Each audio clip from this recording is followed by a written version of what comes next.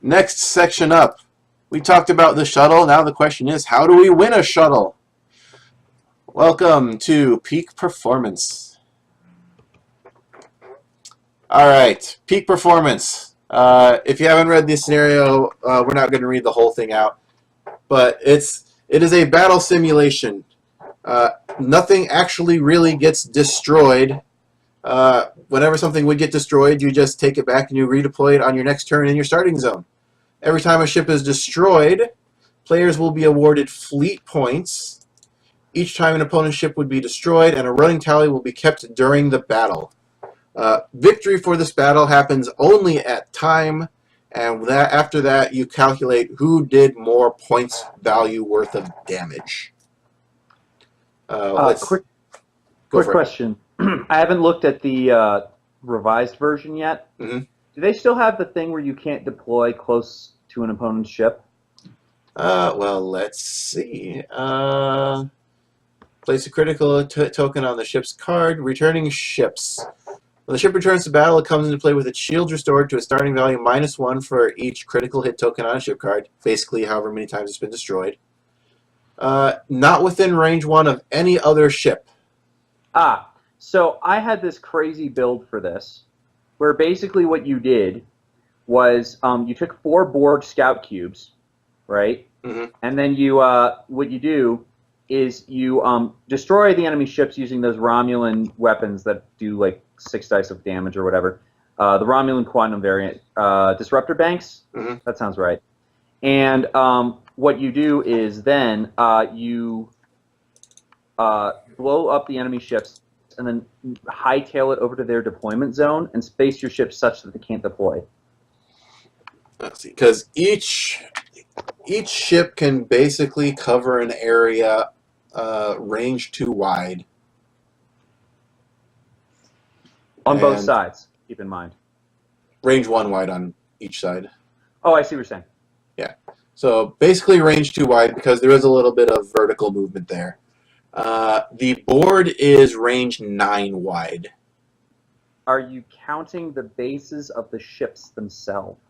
The bases of the ships are close, but the problem is that it's not exact in the diagonals. Are 4 ship bases? I don't know. You could do if you get them precisely lined up. You could do like 3/4 of a ship base on either, or half a ship base from the edges. That's why you're flying Borg. Mm-hmm. They would still have to. They would still have to do a back and forth shuffle though. Like you wouldn't be able to keep them completely shut off from their starting zone for all turns. Yeah, you could if you just did 1 forward, 1 backward. If you did 1 forward, 1 back, you'd either leave space at the front of the starting zone or the back of the starting zone. How the starting zone is range 1, right? Yes. Yeah. Okay. Maybe. If they're bringing nothing but tack cubes, though, I mean, you're set. Yeah, but you can't afford tack cubes. The opponent. The opponent is bringing tack cubes, and you blow them up. They won't have a place to spot, a place to redeploy, because they're bigger than normal ships. Fault. Yeah. No. Well, you shouldn't be running 2 tack cubes in this. Why would you do that? Why not? Because it's fun. They're not going to be. Who's going to destroy my 2 tack cubes and then keep all my entire deployment zone jammed up? Okay. Let's see. Last thing that should be noted is that there was a wharf ruling that you will have to know that is still not present on this document, which I just downloaded today, and that is whenever you destroy a fighter squadron completely, they come back with 1 less fighter squadron token as well. Still probably a good deal. Probably a good deal for the named versions, not so good a deal for the unnamed versions. Yeah. Yeah. Well, so run Fed Fighter 6 and the named Hidekis. Probably work all right. Mm-hmm. But yeah, let's see. Resources that are assigned to a particular ship or person are destroyed if that thing is destroyed. Well, not destroyed, but you know, paintball tagged, laser tagged. I don't know what you want to call it. And Other ones that are not assigned to a particular ship or location, like the sideboard resource, only counts as points against you if your entire fleet was at some point destroyed. So if every ship you have has a critical hit token, basically. Correct. But even then, like, it'll only count your resource once. If you destroy resource fighters multiple times, you'll get the resource cost for those multiple times. Are you sure? That's a ship. Is awarded fleet points for the resource when all of his opponent's ship cards, blah, blah, blah, blah. Sorry. Will be awarded fleet points each time an opponent's ship would be destroyed. These fleet points are a substitution when a fleet point would never destroy a ship. They are awarded fleet points equal to that ship's total ship points. Ship points? I don't know what that means. I don't know. That's not a term I've heard defined anywhere, actually. Oh my god, this game.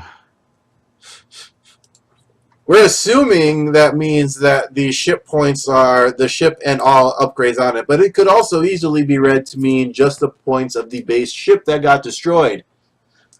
Not counting the upgrades that are on it because, well, they're not a ship. I don't even know. I don't even know. Check with your local TO before you decide which way you want to go about it. I mean, that's pretty much what you should do with literally everything at this point. Indeed. Yep. So let's see. Charlie, tomorrow game night is probably X-Wing because no one plays Attack Wing by me anymore. Well, nobody wants to play Attack Wing against you. Well, that's not the point. I'm a nice guy. You just don't want to You're play just against out me. to win. We're all out to win. No, I just do it too well. Yeah, that's the problem. Is we're all out to win, and nobody's going to beat you. Hey, Charlie beat me once. Hey, see, Charlie, this is where I'm saying. You wanted me to say that you beat me once, and I concur to that on stream. Look, I'm looking at the screen right now. He took a place ahead of me in, what was it? One of the old Borg OPs. I had to make sure because I promised him I would mention it. But yeah, for this OP event, what do you take? Borg and fighters. Why not? I mean, they're good against everything, and my Borg respawn, like my Borg respawn constantly. Sure. Oh, and there's a planet. There is a That's planet. right. We love planets. Naked board except for a planet. I will take it all day, every day. Yeah. Bring along a large fighter squadron. There's finally something in the play area. Womp, womp, womp, womp. That actually. No, like I was talking to my opponents in a matter of honor, and I was saying I've really missed having a planet in the play area. Or any kind of obstacle, really. Well, like, I didn't get to play in Arena, so I haven't seen a planet since Dominion OP5. Bum, bum, bum, bum, bum, bum, bum, bum, bum, bum. And we so had like, I've really obstacles missed in. actually having planets in the middle of the board. And there were those annoying moving board ships that would crash into you and cause damage. Yeah, but those weren't planets. No, planets don't move and crash into you generally. No, you move and crash into them. Oh no, I actually, now that you bring up Arena, I like the whole, you get to place a planet anywhere on the field. Oh yeah, like Arena sounded really, really cool. I was so bummed out that I missed it. Arena is probably, out of every single whatchamacallit, OP that has happened since Dominion War, Arena is still probably my favorite. Yeah, like it wasn't just a Borg show. Well, it was the opposite of. I mean, Borg were a legitimate strategy, but they were far from the best one. What you did was with Borg was you just ran naked Borg ships. This was one of the first ones where you really wanted to run just naked Borg ships, because what you do is you do that and then Potentially lose the battle, the planet battle. And then Say again? put a new intentionally lose the planet battle of captains. Right. Yeah. And then just load up a new captain off the sideboard or something. Yeah, that's exactly what you did. Was you ran a sideboard and like 2 tactical cubes or something, and you just got Borg Queen and Feedback Pulse back when it was good and whatever else. Borg Missile off the sideboard. Now, when Q Continuum starts up, I'm going to be very disappointed if one of the things that the cards do is not place a planet anywhere you feel like on the table. That would be I'm an omnipotent being. If I want there to be a planet there, there will be. Or remove a planet from the game. I need more John Delancey in my life. So watch My Little Pony, apparently. I think we all need more John Delancey in our life. But yes, next change in game, I will be mentioning that John Delancey, I did not know this, does all the voiceovers for a game called Quantum Conundrum. You guys should play it. All right. Going back to what we were talking about, this scenario, was there anything more to talk about with this scenario? Take Borg and take a fighter. Take big points. Yeah. It's pretty basic damage thing. Not this. Go for it. Sorry. Don't take sideboard. Yeah, sideboard doesn't really matter for. Oh wait. Because you don't get things that don't start on your ship. Yep, that's correct. If you get destroyed, if your ship is destroyed, remove any cards that did not start the game on the ship from the game. Ironically, this is absolutely the worst OP to use the Sakharov in. Yeah. Tasha, I stab at thee would actually be really fun. She continues to die. You'd only get to discard her once. Discarded cards don't come back. Oh. I stab at thee, however, never gets discarded. Okay. Well. Oh my God! Does it not? Nope. I stab at thee does not get discarded. Correct. Wait a minute. So you're saying if the card would be discarded, it doesn't come back. So things that don't get discarded come back. Yep, all the cards, everything on your ship that was not discarded when it was destroyed comes back. If I put Tasha on a ship with Wei Yun,